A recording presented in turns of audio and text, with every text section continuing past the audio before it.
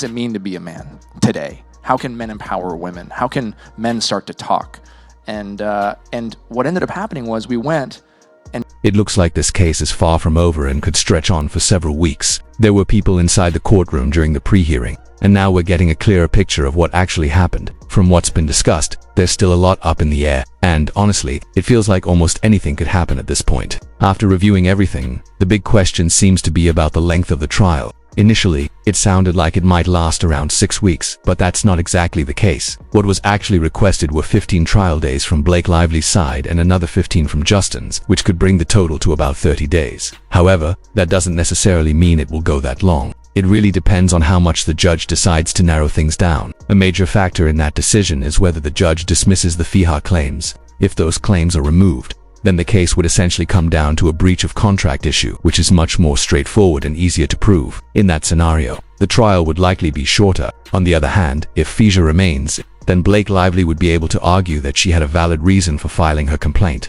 that it counts as a protected activity, and that she faced retaliation because of it. That would open the door to a much broader range of evidence and arguments, potentially stretching the trial to the full length. The timing of how these legal arguments were presented has also become a point of tension. There's a strong argument that the California-based claims should have been challenged much earlier in the process instead, by waiting until later in the case. It created a situation where the judge now has to decide whether to resolve the issue as a matter of law, or let a jury sort through the facts. That balancing act is complicating things and making the outcome less predictable. Another moment that caught attention during the hearing involved a controversial video. Blake Lively's team wants it sealed, while Justin's team is strongly against that idea. The judge indicated that, generally, both sides will need to make their evidence available to the public as the trial progresses. This means that at some point, the video could become public anyway. The disagreement over whether it should be sealed has sparked a lot of speculation about what it actually shows and how significant it really is. There was also discussion around financial claims, particularly regarding alleged lost profits.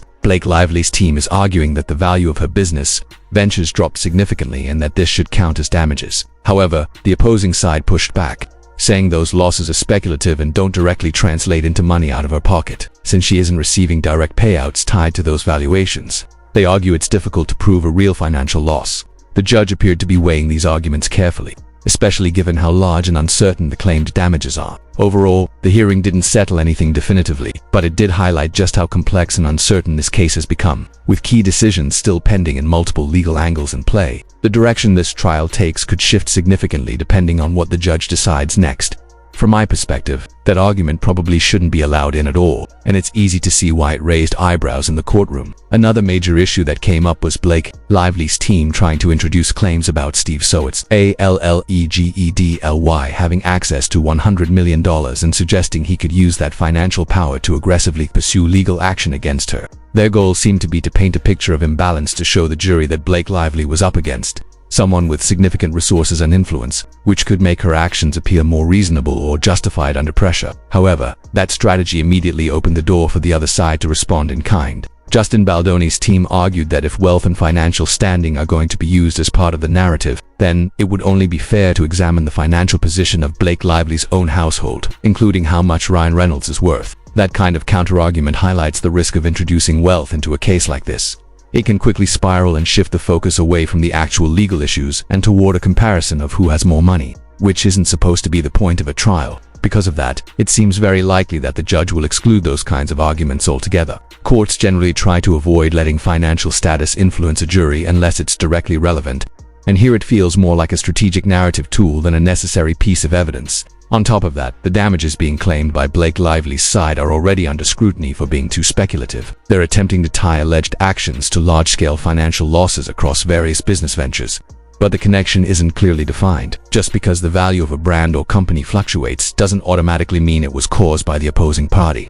And without concrete proof, those numbers can start to look inflated or uncertain. That uncertainty makes it harder to justify presenting them as solid damages. This ties directly into another important development: the possibility of splitting the trial into two separate phases. In many complex cases, courts will first focus entirely on liability, essentially determining whether the defendant is actually responsible for wrongdoing. Only if that is proven does the trial move into a second phase where damages are calculated. In this situation, that approach seems increasingly likely. If the judge decides to structure the trial this way, it would significantly limit what Blake Lively's team can present in the initial phase. A lot of the detailed discussion about her brands, endorsements, and product lines, things like her hair care ventures or other business interests, would likely be set aside unless she first succeeds in proving her core claims. That could dramatically narrow the scope of the trial, at least in its early stages.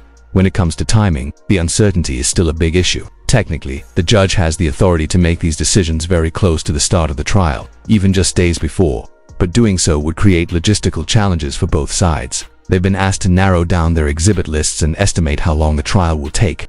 But those estimates depend heavily on what arguments and evidence will actually be allowed. Without clear rulings on key issues like FIHA claims or damages, both teams are essentially trying to prepare while aiming at a moving target. Normally, these types of legal questions would have been resolved much earlier in the process, well before this stage. However, in this case, the sheer volume of filings and the pace at which new arguments have been introduced seem to have delayed that clarity. Even so, the judge has acknowledged this and stated that he's actively working through the pending motions, which suggests that decisions are coming, it's just a matter of when. Toward the end of the hearing, there was also a particularly surprising moment involving jury selection. Blake Lively's team appeared to suggest that potential jurors might not be entirely neutral, raising the possibility that some of them could have been indirectly involved in the alleged smear campaign through social media activity. That implication seemed to catch the opposing side off guard, especially since it hadn't been a central argument earlier in the case. The idea that everyday social media users could be considered participants in the controversy is a bold claim, and it didn't seem to resonate strongly in the courtroom. The judge acknowledged that the case has attracted public attention, but also pointed out the reality that almost everyone uses social media in some form, making it impractical to exclude jurors on that basis alone. What Blake Lively's team was really pushing for was a more controlled jury selection process. They wanted to use detailed written questionnaires to screen potential jurors in advance, asking what they've heard about the case, what opinions they might already hold, and even whether they have preferences or biases toward the individuals involved. While that approach can sometimes be used in high-profile cases, the judge ultimately rejected it here, choosing not to allow that level of pre-screening. That decision suggests he's aiming to keep the process more standard and manageable, rather than expanding it based on speculative concerns about social media influence. Overall, this portion of the hearing underscored just how many moving pieces there are in this case. From arguments about wealth and damages to procedural questions about how the trial will be structured and how jurors will be selected, very little has been firmly settled. Each decision the judge makes from here could significantly shape not only the length of the trial but also the strategies both sides are able to use once it begins. And the judge essentially explained his reasoning by saying he prefers doing things in person because you can pick up a lot more from someone face-to-face than you ever could from a written questionnaire. His view was that in-person questioning gives a clearer sense of credibility, behavior, and how people respond under pressure, whereas written answers are too easy to prepare, filter, or even manipulate. So from that perspective, he rejected the idea of a simple checklist-style questionnaire that would basically ask jurors something like, "Do you like Blake Lively, yes or no, check a box?" That's the kind of overly simplified screening process one side was pushing for. And the judge clearly wasn't interested in reducing jury selection to that level. Instead, he made it clear that he wants real conversation with potential jurors in court, where lawyers and the judge can actually observe how they respond in real time, not just what they write down on paper. From there, the discussion shifted to reactions from people who were actually in the courtroom.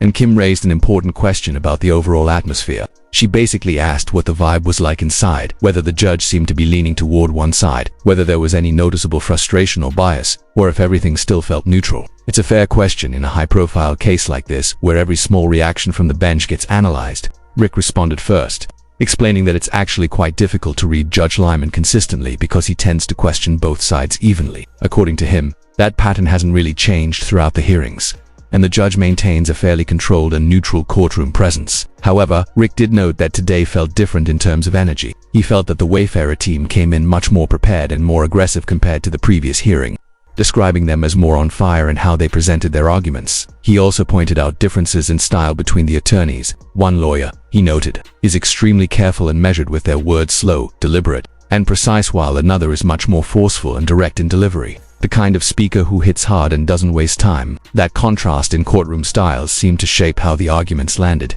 Rick admitted he didn't even hear one of the key attorneys speak that day because he arrived about an hour late. But from what he observed, the Wayfarer side simply came across as more confident and sharper in their presentation overall. Carol added to that perspective, focusing more on how structured and disciplined the arguments were. She explained that one of the attorneys actually managed their time very carefully during a 15-minute segment, even setting aside a portion of it specifically for rebuttal. Interestingly, the judge ended up giving them additional time anyway. even though they hadn't fully used what they originally requested. Her impression was that the arguments were short, controlled, and very direct, with no unnecessary stretching or emotional overreach. In contrast to earlier hearings, she felt the presentation today was more focused and efficient, with less wandering and more precision in how points were made. She also raised the possibility that the judge is leaning toward which would split the trial into two distinct phases. First, determining liability, and only if that is established. Moving on to damages. In simple terms, bifurcation means separating the question of did Blake Lively win her case from how much money, if any, should she receive. According to Carol, Judge Lyman seemed open to this structure, and she suggested that it actually makes practical sense given the complexity of the evidence. Under that structure, evidence related to damages such as expert reports about lost opportunities, business impact, or potential earnings from projects like sequels or directing opportunities would only be introduced if Blake Lively first wins the liability phase. Otherwise, that material would never reach the jury. Carol explained that Blake Lively's team would likely prefer to present everything together, including financial losses and reputational harm, to build a broader narrative. But the defense is pushing to keep damages separate to prevent the jury from being influenced